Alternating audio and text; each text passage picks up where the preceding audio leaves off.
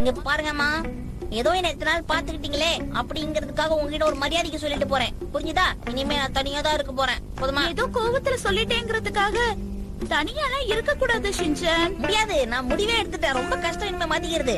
இமாவரி குட்டி, கவலையே படாதம்மா. எதிர்காலத்துல உனக்கு இது மாதிரி ஒரு நிலைமை வந்தா அன்னைக்கு அண்ணனோட வீட்டு கதவு உனக்காக திறந்தே வச்சிருப்பேன். ஓகே?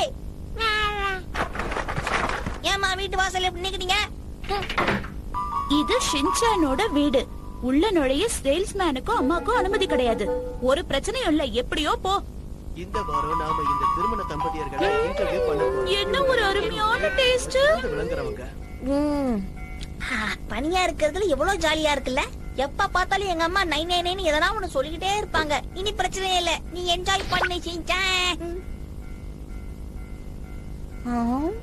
எல்லாம் இருந்தும் எதுவுமே இல்லாத மாதிரி ஒரு எஃபெக்ட் கொடுக்குதே.